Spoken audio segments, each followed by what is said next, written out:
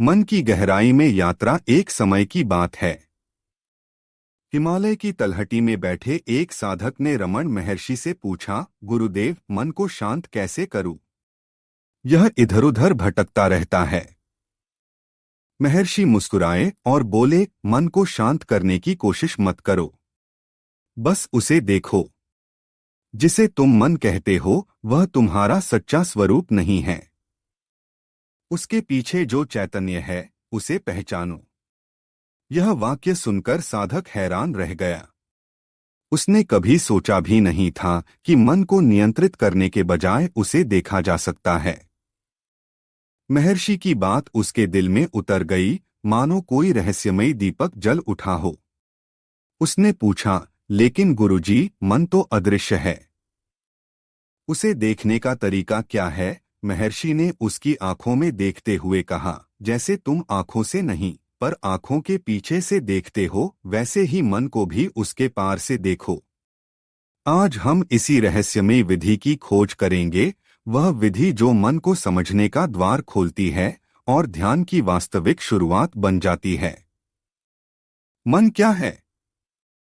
रमण महर्षि कहते थे, मन एक छाया की तरह है। जब तक तुम उसका पीछा करते हो वह भागता रहता है, पर जब तुम रुककर उसकी ओर देखते हो वह स्वयं विलीन हो जाता है। मन की प्रकृति को समझने के लिए पहले यह जानना जरूरी है कि यह कैसे काम करता है। मन सदैव विचारों, इच्छाओं और संस्कारों के जाल में उलझा रहता है। जैसे समुद्र की लहरें उठती गिरती हैं, वैसे ही मन में विचार आते जाते रहते हैं। पर हमारी भूल यह होती है कि हम स्वयं को उन विचारों से जोड़ लेते हैं। महर्षि का सुझाव सरल था, विचारों को आते जाते देखो पर उनमें न उलझो। तुम वही हो जो साक्षी भाव से देख रहा है। एक किसान की कहानी याद आती है। वह हर दिन खेत में बीज बोता, पर पक्षी उन्हें चुग जाते। एक दिन उसने खेत के बीच में बैठकर पक्षियों को देखना शुरू किया। वह चिल्लाता नहीं, डराता नहीं, बस देखता रहता। कुछ ही दिनों में पक्षियों ने उसकी उपस्थिति को समझा और खेत से दूर रहने लगे। ठीक वैसे ही जब हम मन के विचारों को बिना प्रतिक्रिया दिए देखते हैं, वे अपनी शक्ति खो देते हैं। पर क्या यह इतना आसान है? एक शिष्य ने महर्षि से पूछा, गुरुजी, जब मैं विचारों को देखने बैठता हूं तो वे और तेजी से आने लगते हैं। महर्षि ने समझाया, तुम्हारा यह एहसास कि विचार बढ़ गए भी एक विचार है। असल में विचार हमेशा से इतने ही थे, अब तुम उन्हें नोटिस कर रहे हो। यही तो पहला कदम है। यह सुनकर शिष्य की चिंता दूर हो गई। उसे एहसास हुआ कि ध्यान की शुरुआत में ही मन का भ्रम टूटने लगता है। स्वयं से पूछो, मैं कौन हूं? रमण महर्षि की सबसे प्रसिद्ध शिक्षा है, निरंतर स्वयं से प्रश्न करो, मैं कौन हूं? यह प्रश्न किसी दार्शनिक बहस का हिस्सा नहीं, बल्कि अपने अस्तित्व की जड़ तक पहुंचने का मार्ग है। जब कोई व्यक्ति यह प्रश्न करता है तो मन पहले उत्तर देने की कोशिश करता है, मैं अमुक हूं, मेरा यह नाम है, यह पेशा है। पर महर्षि कहते हैं, इन उत्तरों को नकार दो। ये सब मन के बनाए हुए हैं। असली मैं तो वह है जो इन सब को जान रहा है। इस प्रक्रिया में भावनाएं उभरती हैं, डर, संदेह या आनंद। पर महर्षि सलाह देते हैं, इन भावनाओं को भी देखो। जैसे आकाश में बादल आते जाते हैं, पर आकाश अछूता रहता है, वैसे ही तुम अपने भीतर के साक्षी बनो। एक युवक ने एक बार पूछा, गुरुजी, यह प्रश्न करते समय मुझे नींद आने लगती है। महर्षि हंसे और बोले, नींद भी एक अवस्था है। जागृत, स्वप्न, सुषुप्ति, इन सब के पार जाने का प्रयास करो। मैं क्या है, यही जानना ही ध्यान है। एक और घटना। एक बूढ़ी महिला महर्षि के पास आई। उसके चेहरे पर थकान थी। उसने कहा, मैंने अपना पूरा जीवन परिवार को समर्पित कर दिया, पर अब लगता है मैं खो गई हूँ। मैं कौन हूँ? महर्षि ने उसकी ओर स्नेह से देखा। तुम वही हो जो इस सवाल को पूछ रही है, जो तुम्हारे सभी रिश्तों, भूमिकाओं के पार है। उसे ढूंढो। उस महिला की आंखों में आंसू आ गए। उसे लगा जैसे कोई उसके भीतर के अंधकार को चीर रहा हो। ध्यान की वास्तविक शुरुआत, कई लोग सोचते हैं कि ध्यान का मतलब है किसी विशेष आसन में बैठकर मंत्र जपना या श्वास पर ध्यान केंद्रित करना। पर रमण महर्षि के अनुसार ध्यान तो वह क्षण है जब तुम्हें एहसास होता है कि तुम्हारा अस्तित्व ही ध्यान है। ध्यान की शुरुआत उस पल से होती है जब हम मन की गतिविधियों को बिना जज्बात के देखने लगते हैं। एक घटना याद आती है। एक स्त्री महर्षि के पास आई और बोली, मैं ध्यान करना चाहती हूँ पर मन भटक जाता है। महर्षि ने कहा, तुम्हारा यह विचार कि मन भटक गया भी एक विचार है। उसे भी देखो। ध्यान में सफलता नहीं होती, बस देखते रहना होता है। यही तो है ध्यान का सार, निष्काम भाव से अपने भीतर झांकना। एक युवा छात्र ने महर्षि से पूछा, क्या ध्यान के लिए समय निर्धारित करना चाहिए? महर्षि ने उत्तर दिया, समय तो मन की बनाई हुई सीमा है। तुम्हारा ध्यान 24 घंटे चल सकता है। चाहे तुम चल रहे हो, बोल रहे हो या खा रहे हो, बस यह याद रखो कि तुम वही हो जो इन सबको देख रहा है। छात्र ने आश्चर्य से पूछा, यह कैसे संभव है? महर्षि मुस्कुराए, जैसे तुम सपने में भी जानते हो कि तुम सपना देख रहे हो, वैसे ही जागृत अवस्था में भी अपने साक्षी को पहचानो।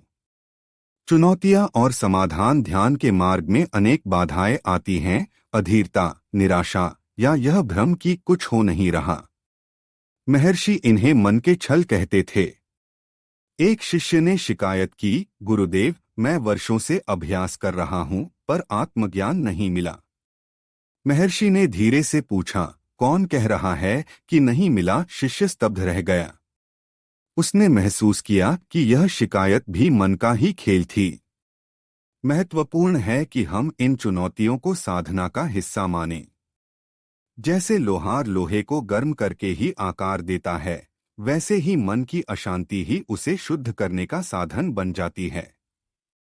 महर्षि का आशीर्वाद था, जो भी हो रहा है उसे स्वीकार करो। स्वीकार करना ही समर्पण है और समर्पण ही मुक्ति है।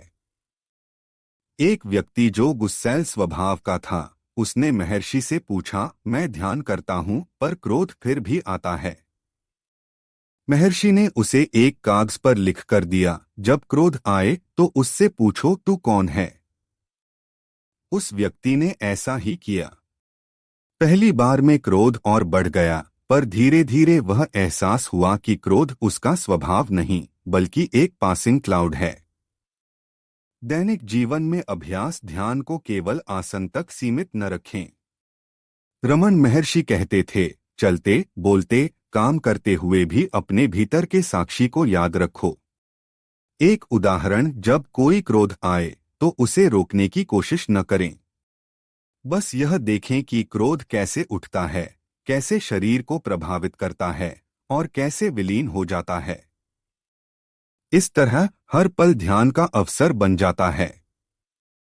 एक व्यापारी ने महर्षि से पूछा, मैं व्यस्त रहता हूँ, ध्यान के लिए समय कैसे निकालूं? महर्षि ने उत्तर दिया, समय नहीं, स्मृति चाहिए।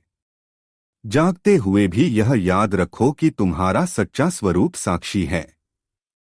यही सच्चा ध्यान है। एक माँ ने अपनी समस्या बताई, बच्चे की देखभाल में मुझे फुर्सत नहीं। महर्षि ने कहा, जब तुम बच्चे को देखती हो तो यह भी देखो कि कौन देख रहा है। यह प्रश्न तुम्हें हर क्षण जगाए रखेगा।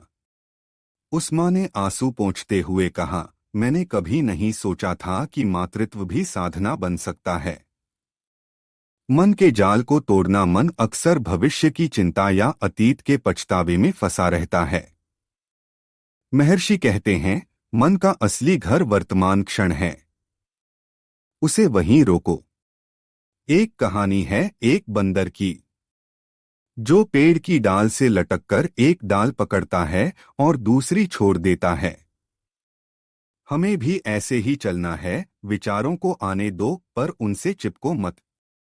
एक युवती ने पूछा, गुरुजी, मैं अपने भविष्य को लेकर डरी रहती हूँ। महर्षि ने उसके सामने एक दिया जलाया और कहा, इस लौ को देखो, यह केवल इसी पल जल रही है। कल की लौ का अस्तित्व ही नहीं। तुम्हारा जीवन भी इसी तरह केवल अभी है। उस युवती को एहसास हुआ कि भविष्य का भय वर्तमान को छीन लेता है। सारांश, मन की मुक्ति। रमण महर्षि की शिक्षाएं कोई जटिल सिद्धांत नहीं, बल्कि जीवन जीने की कला हैं। मन को देखने की यह विधि हमें बताती है कि शांति बाहर नहीं, भीतर है। ध्यान की शुरुआत भी यहीं से होती है, जब हम अपने विचारों के पार जाकर उस निर्विकार चेतना को पहचानते हैं जो हमारा सच्चा स्व है। एक प्राचीन कथा का अंत ऐसे होता है। एक बच्चा समुद्र के किनारे खड़ा था और लहरों से डर रहा था।